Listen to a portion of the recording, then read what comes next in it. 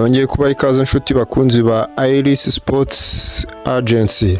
Amakuru ya siporo reka tuyahere hano mu Rwanda, aho biteganyijwe yuko Stade Amahoro yavuguruwe igomba gufungurwa ku itariki 15 z'ukwezi kwa gatandatu. Umukino uzahuza ikipe ya APR FC n'ikipe ya Rayon Sports, dore umukino ubaheruka guhuza kuri no stade, aho amakipe yombi yahuriyeho, aho ikipe ya APR yaje gutsinda ikipe ya Rayon Sports ibitego 2-0. Ese ni ihe kipe izatsinda uyu mukino? N'amakuru menshi yiri wavuga, reka dukubitire nanone tukiri ku makuru cyane cyane arebana n'u Rwanda, dukubitire muri Sekafa Kagame Cup yagarutse, aho iteganyijwe kuzaba ku itariki 6 n'itariki 22 Nyakanga, aho hatuwemo amakipe atatu, ni TP Mazembe yo muri Congo na Nyasa Big Blat yo muri Malawi, hakazaza na Zambia Red Arrows FC, ni ikipe ubwo yo muri Zambia byanze bikunze. Niyo makipe atatu azitabira, haziyongeraho andi makipe 13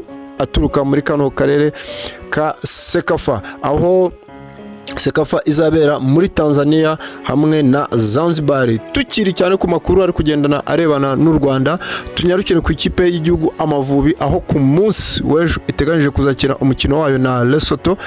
Tubutse yuko ubu ngubu kugeza ubu iri ku mwanya wa kabiri, nyuma yaho ikipe ya Benin imaze gutsindira ikipe y'igihugu ya Nigeria ibitego 2-1. Super Eagles umutoza wayo wari nta wundi ni Giorgio Finidi. Bishoboka yuko afite kutongera gutoza ikipe ya Nigeria, rwose agomba guhita ataha, dore yuko ikipe ya Nigeria kugeza ubu ngubu iri ku mwanya wa 5 n'amanota 3, kuko ku mwanya wa mbere kugeza ubu ngubu ni ikipe ya Benin ifite amanota 7, Lesotho ifite amanota 5, u Rwanda ni urwa gatatu rurusha igitego kimwe, Afrika y'Epfo bose banganya amanota 4-4, Nigeria ni ya 5 n'amanota 3, Zimbabwe niyo kipe ya nyuma, niyo kipe ya 4 ifite amanota, niyo kipe ya 6 ifite amanota 2.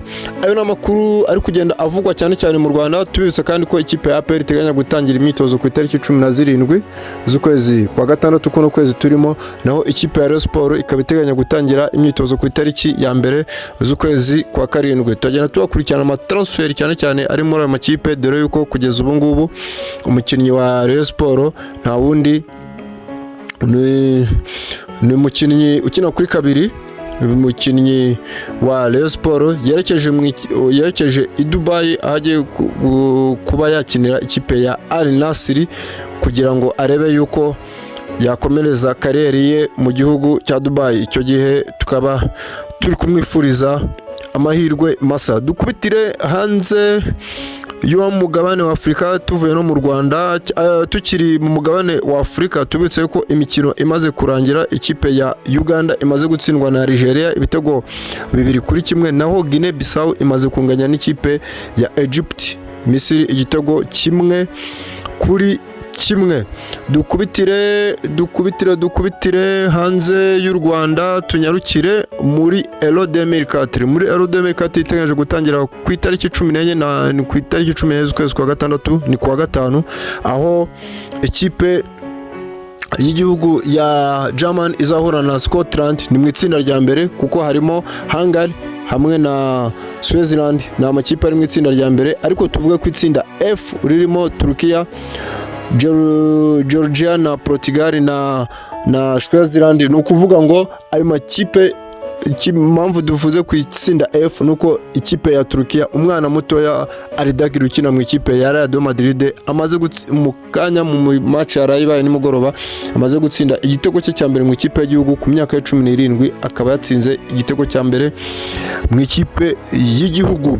Andi makuru yiri wavugwa na bari kugenda bagaruka ku mu ikipe ya Real Madrid ku mukinnyi Kylian Mbappe na Michel Platini wayoboye ishyamwe ry'umupira w'amaguru ku mugabane w'Uburayi, akaba yamuvuzeho, yavuze ngo Kylian Mbappe afite ubushobozi kandi afite ubushake n'umuvuduko we mukeya wo kuzakuraho, afite ubushobozi bwo gukuraho buri kimwe cyose no gushyiraho agahigo kose kaba karashizweho n'abandi bose. Akaba yavuze ngo ubu ngubu Kylian Mbappe yitwa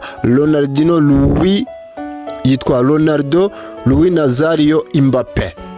kuko amugereranya na Ronaldo, nta wundi ni Ronaldo igifaru umunyabrazil, ntabwo ari Cristiano Ronaldo, ni Ronaldo Luis Nazario.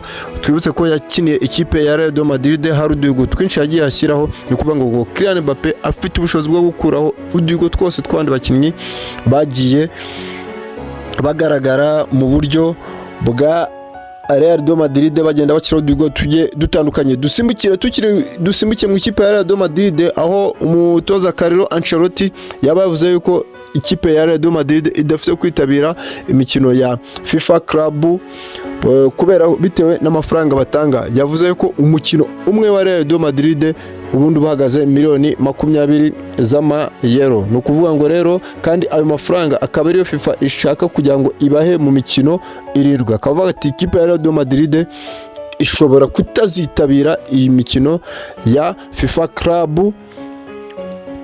Ni ukuvuga ngo bakimara gutangaza ayo magambo hagiye havugwa amagambo menshi cyane, ariko FIFA ikaba imaze kumvikana n'ikipe ya Real Madrid, bakaba biteganyijwe ko Real Madrid ikaba imaze gukonfirma ivuga yuko izitabira iyo marushanwa ya FIFA Club.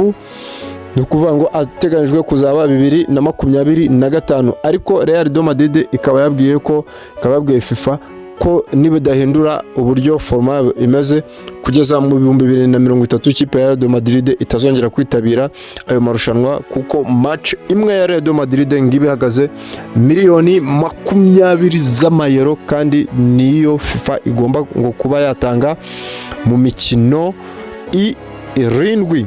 Andi makuru ari kuvuga bidasubizwaho 100% Yusuf Fofana agomba kwerekeza mu ikipe ya AS Monaco muri no sama, byarangijwe kwemeranywa rwose.